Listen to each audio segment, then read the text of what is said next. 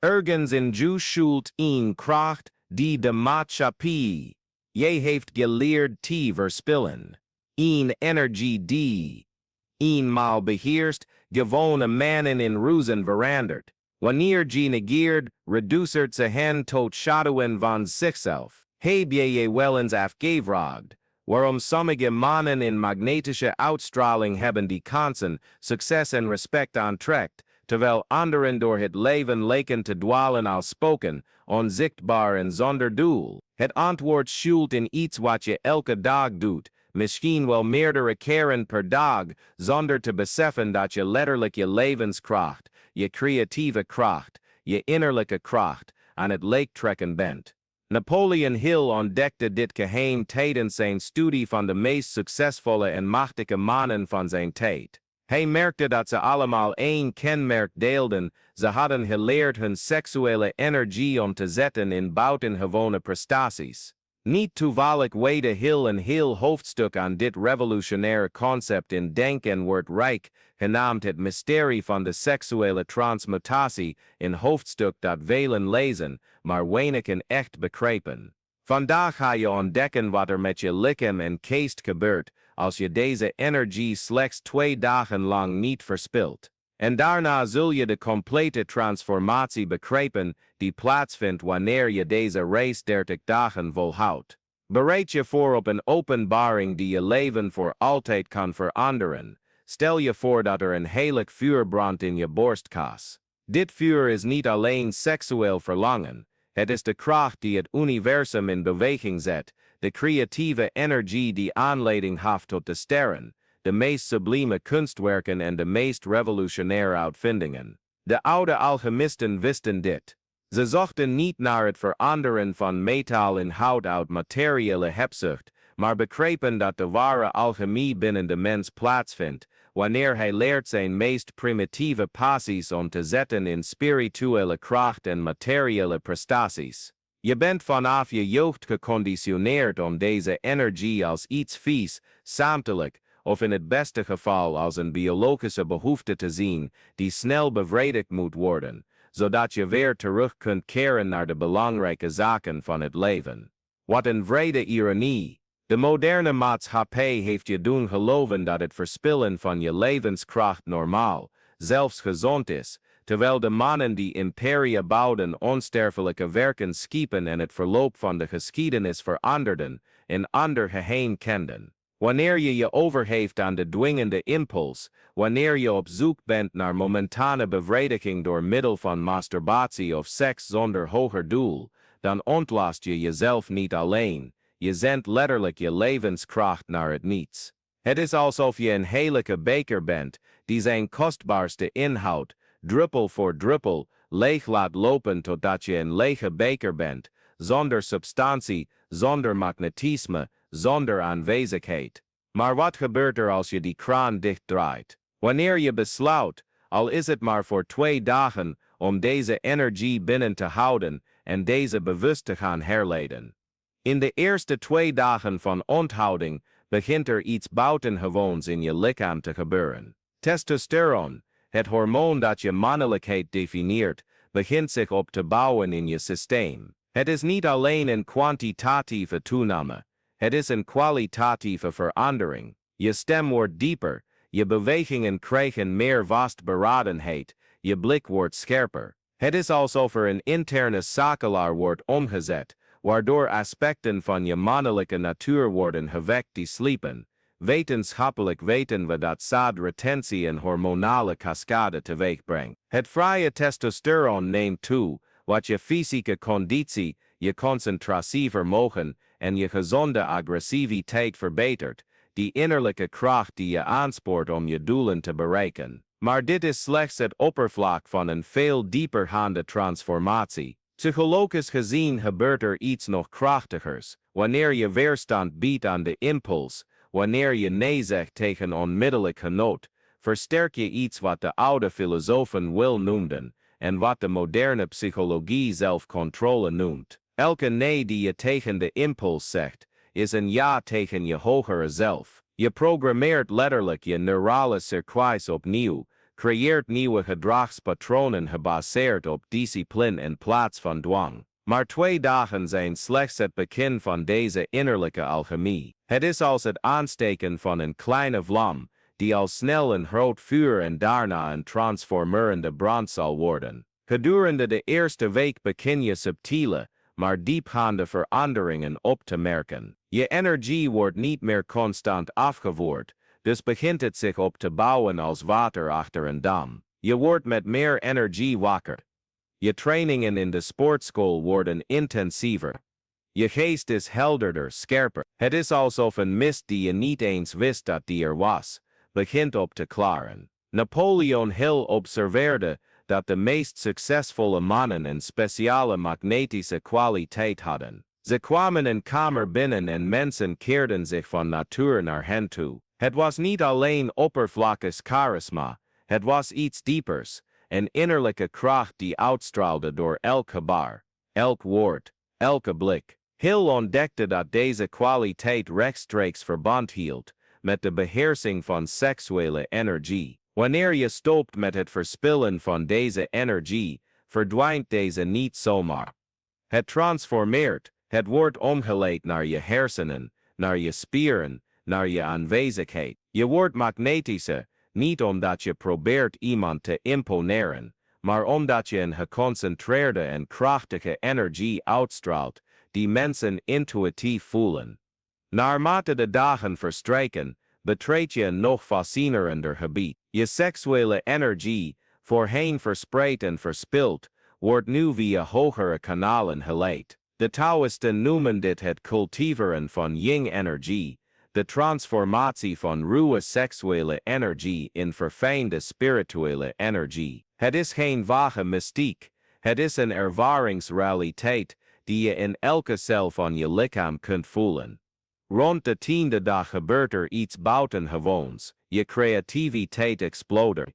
Ideeën die voorheen onbereikbaar leken, beginnen vanzelf te stromen. Projecten die je hebt uitgesteld lijken plotseling niet alleen mogelijk, maar onvermijdelijk. Je geest werkt op een hoger niveau, verbindt punten die voorheen los van elkaar lijken te staan, ziet mogelijkheden waar je voorheen alleen obstakels zag. Dit is geen toeval. Seksuele energie is in essentie creatieve energie. Het is dezelfde kracht die leven schept, die ook kunst schept, bedrijven bouwt en complexe problemen oplost. Wanneer je stopt met het verspillen ervan aan vluchtige genoegens, wordt het beschikbaar voor blijvende creaties. Hier wil ik even pauzeren in onze transformatie-race om je een speciale uitnodiging te doen. Als je begint te begrijpen hoe krachtig deze praktijk is, als je voelt dat er iets in je ontwaakt tot een diepere waarheid, dan nodig ik je uit om je aan te sluiten bij onze community van mannen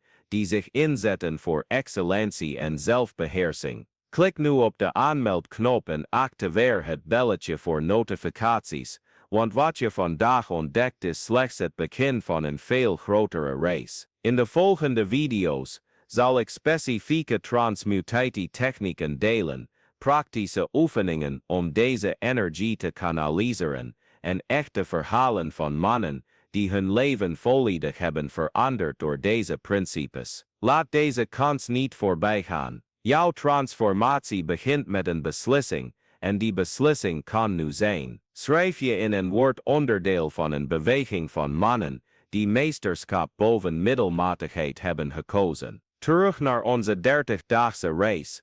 Rond de 3e week kom je in een fase die ik alleen maar het ontwaken van de innerlijke krijger kan noemen. Je zelfvertrouwen is niet langer gebaseerd op arrogantie of compensatie. Het is een solide zelfvertrouwen, geworteld in de zekerheid dat je je meest primitieve impulsen kunt beheersen. Als je de krachtigste kracht in jezelf kunt beheersen, wat kan je dan nog echt intimideren in het leven? Je fysieke aanwezigheid verandert, je loopt anders, je spreekt anders, je kijkt mensen in de ogen met een intensiteit die er voorheen niet was. Het is geen agressiviteit, het is natuurlijke autoriteit. Het is de aanwezigheid van iemand die zijn eigen kracht kent en die niet hoeft te bewijzen aan wie dan ook. Professioneel gezien begin je verrassende veranderingen te merken. Je onderhandelingen worden effectiever. Je presentaties hebben meer impact. Mensen beginnen je serieuzer te nemen, je mening te vragen en je te zien als een leider. Dit gebeurt omdat je een geconcentreerde en krachtige energie uitstraalt, die mensen instinctief herkennen als echte kracht. Maar de diepste transformatie vindt plaats in je relatie met je eigen verlangen. Je realiseert je dat wat je vroeger beheerste nu door jou wordt beheerst. De impuls bestaat nog steeds, eigenlijk kan hij zelf sterker zijn dan voorheen. Maar nu dient hij je hogere doelen in plaats van je te verslaven. Dat is het cruciale verschil tussen onderdrukking en transmutatie. Onderdrukking ontkent de energie, probeert het vuur te smoren, en dat leidt onvermijdelijk tot een explosie of ziekte. Transmutatie erkent de energie, eert haar kracht, maar leidt haar naar hogere kanalen. Het is als het transformeren van wilde stoom in elektriciteit. De kracht blijft hetzelfde, maar het doel wordt oneindig verfijnder en krachtiger. Aan het einde van de 30 dagen ben je niet langer dezelfde persoon die aan deze reis begon. Je hebt een initiatie ondergaan, een rituele overgang, die maar weinig mannen in de moderne samenleving de moed hebben om aan te gaan. Je kijkt in de spiegel en ziet niet alleen een fysieke verandering, hoewel je houding rechter is, je ogen helderder, je aanwezigheid magnetischer, maar een innerlijke transformatie die het fysieke oversteekt. Je hebt ontdekt dat er in jou een kracht zit die de meeste mensen zich niet eens kunnen voorstellen te bezitten. Het is geen macht over anderen, het is macht over jezelf, en dat is de enige echte vorm van macht die bestaat. Wanneer je jezelf beheerst, wanneer je acties voortkomen uit bewuste keuze in plaats van onbewuste dwang, word je letterlijk onoverwinnelijk. Deze 30-daagse reis heeft je iets geleerd wat geen school, geen universiteit, geen zelfhulpcursus je kon leren, dat je veel meer kunt dan je ooit had gedacht. Dat je seksuele energie niet alleen een biologische impuls is, maar de drijvende kracht achter de schepping zelf, in staat om je naar de meest verheven hoogten van menselijke prestatie te brengen, wanneer het op de juiste manier wordt gekanaliseerd en gestuurd. De oude meesters wisten dit. Waarom denk je dat monniken, krijgers en wijzen door de geschiedenis geen celibaat of seksuele matiging beoefenden? Niet uit holle moraliteit, maar omdat ze experimenteel hadden ontdekt dat deze energie, wanneer bewaard en getransmuteerd, de bron wordt van buitengewone krachten, bovennatuurlijke geestelijke helderheid, verhoogde fysieke kracht, onweerstaanbaar persoonlijk magnetisme, explosieve creativiteit, scherpe intuïtie. Napoleon Hill noemde dit het creatieve genie, een mentale capaciteit die zich alleen manifesteert bij mannen die hebben geleerd hun seksuele energie te transmuteren. Hij merkte op dat alle grote leiders, uitvinders, kunstenaars en ondernemers deze geven gemeen hadden, niet omdat ze speciaal geboren waren, maar omdat ze de discipline hadden ontwikkeld om hun dierlijke passie om te zetten in creatieve kracht. Je begrijpt nu waarom de moderne samenleving, bewust of onbewust, het verspillen van deze energie bevordert. Een man die zijn seksuele kracht beheerst, is een gevaarlijke man voor de status quo. Hij is niet gemakkelijk te controleren, te manipuleren of af te leiden. Hij bezit een innerlijke bron van kracht die hem onafhankelijk maakt van externe validaties. Hij schept in plaats van alleen te consumeren. Hij leidt in plaats van alleen te volgen, maar met grote macht komt grote verantwoordelijkheid. Naarmate je deze beheersing ontwikkelt, realiseer je dat je niet langer een klein middelmatig, doelloos leven kunt leiden. De energie die nu door je heen stroomt, eist expressie in grote ondernemingen, in betekenisvolle creaties, in blijvende bijdragen aan de wereld. Je wordt je bewust van het feit dat elke keuze die je maakt, elke gedachte die je denkt, elke actie die je onderneemt, wordt gevoed door deze oorkracht. Je kunt het niet langer verspillen aan trivialiteiten, afleidingen of lege genoegens. Het moet worden geïnvesteerd in iets dat zijn kracht waardig is. Dit is de ware mannelijke initiatie, die onze samenleving verloren is. Onze voorouders hadden rituelen en tradities die jonge mannen door deze transformatie begeleiden. Tegenwoordig leven de meeste mannen en sterven ze zonder ooit de roos in hen te ontdekken, zonder ooit hun ware potentieel te ontwaken. De race van 2 dagen versus 30 dagen gaat niet alleen over zaadretentie, het gaat over het ontwaken tot wie je werkelijk bent, versus wie de samenleving je heeft gemaakt. Het gaat over het ontdekken dat je een kracht in je bezit hebt, die bergen kan verzetten, wanneer deze correct begrepen en gestuurd wordt. In 2 dagen bewijs je jezelf dat je de impuls kunt weerstaan. In 30 dagen ontdek je dat je die impuls kunt transformeren in iets transcendents. Maar dit is slechts de voorbereiding op een nog grotere race. De race van een heel leven gewijd aan zelfbeheersing en de expressie van je hoogste potentieel. De man die deze transformatie voltooit, is geen slaaf meer van zijn verlangens, maar ook niet hun vijand. Hij begrijpt ze, respecteert ze en gebruikt ze als brandstof voor zijn meest verheven creaties. Hij begrijpt dat seksuele energie heilig is, niet omdat ze ontkend moet worden, maar omdat ze geëerd moet worden door bewust en verheven gebruik. Wanneer je naar je leven kijkt, na deze ervaring, besef je dat alles veranderd is. Je doelen zijn ambitieuzer geworden, omdat je weet dat je de energie hebt om ze te bereiken. Je relaties zijn verdiept, omdat je op een manier aanwezig bent die je nooit eerder was. Je werk heeft een nieuwe betekenis gekregen, omdat je het nu ziet als een middel om je getransmuteerde creatieve kracht te uiten. Maar misschien wel de diepste ontdekking is deze: je beseft dat je deze kracht altijd al had. Het was er altijd al, wachtend om ontwaakt te worden, wachtend om erkend te worden, wachtend om gebruikt te worden. Het enige verschil is dat je nu weet hoe je er toegang toe krijgt, hoe je het kunt sturen, hoe je het kunt transformeren in concreet prestaties in de materiële wereld. De energie die voorheen verloren ging in momenten van vluchtige genoegens, hoopt zich nu op als een groeiende reserve aan persoonlijke kracht. Elke dag die voorbij gaat, zonder deze te verspillen, is als het storten van hout op een geheime rekening die alleen jij kent. En in tegenstelling tot geld op de bank, kan deze energetische rijkdom niet gestolen worden, kan deze niet verloren gaan door externe factoren.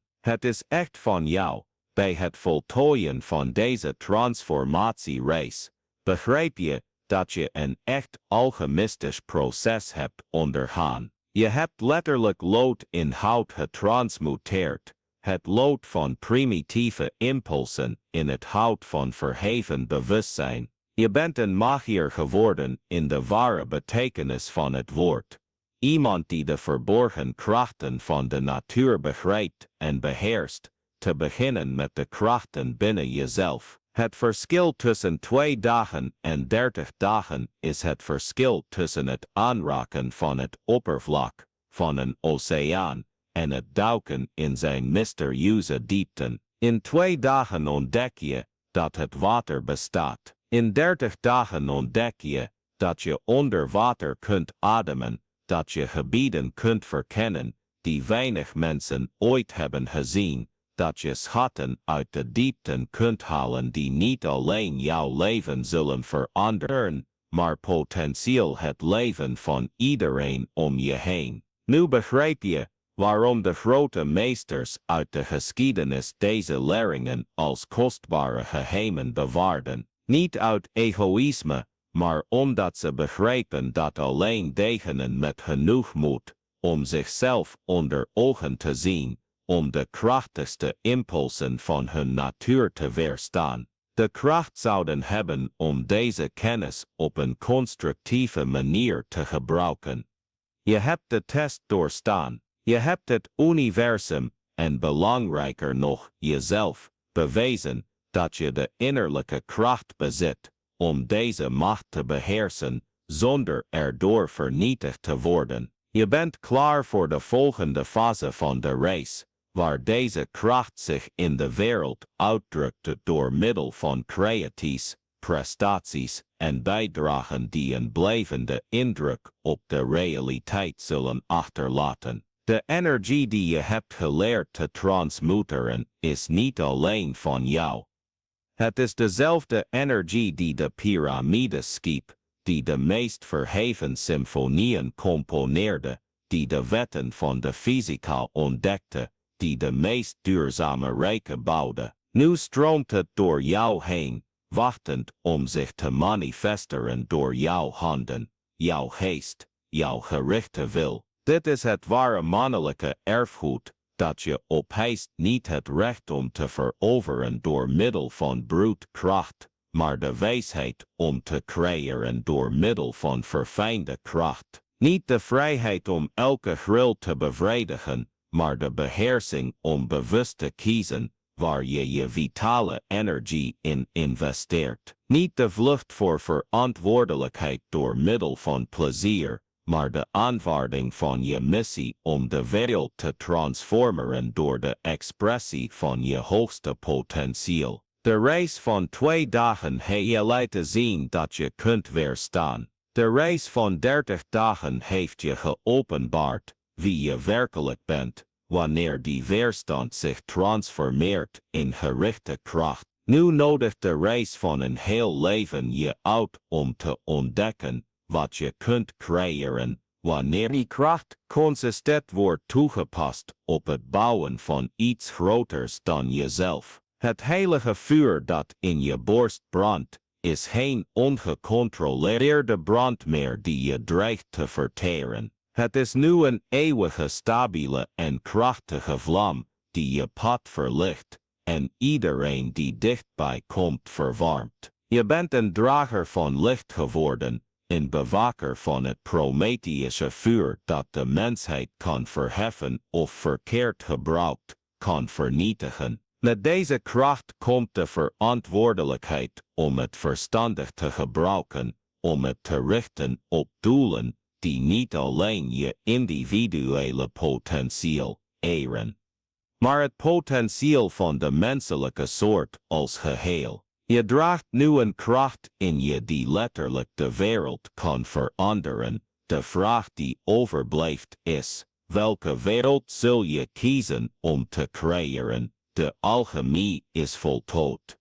De leerling is meester geworden, de zoeker heeft de schat gevonden, maar zoals elke ware schat, onthult hij zijn waarde pas wanneer hij gedeeld wordt, wanneer hij geïnvesteerd wordt in het creëren van iets nog groters. Je persoonlijke transformatiereis wordt nu de brandstof voor je missie van wereld, brandstof voor je missie van wereldwijde transformatie. De man die je 32 dagen geleden was, kon zich de man die je bent geworden niet eens voorstellen. En de man die je de komende 30 dagen zult zijn, als je deze principes met discipline en wijsheid blijft toepassen, zal net zo onvoorstelbaar zijn voor wie je vandaag bent. Dat is de kracht van bewuste seksuele transmutatie. Het verandert niet alleen wie je bent,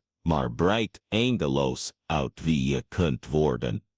De energie die je hebt getemd is eeuwig, onuitputtelijk, steeds vernieuwend. Het is je eeuwige bron van creatieve kracht, je directe verbinding met de kracht die het heelal beweegt. Het respecteer het, gebruik het bewust, en het zal je verder brengen dan de grenzen die je je ooit had kunnen voorstellen. Dit is je erfenis, je nalatenschap, je bestemming gemanifesteerd door bewuste keuze en onwankelbare discipline. De toekomst wacht op de creaties die uit deze getransmuteerde wacht op de bijdragen die alleen jij kunt leveren. Je reis van innerlijke beheersing wordt nu het fundament voor een leven van buitengewone prestaties. De alchemie gaat door steeds verfijnd, steeds verheven, steeds het gewone in buitengewoon veranderend door de kracht van gerichte bewuste wil.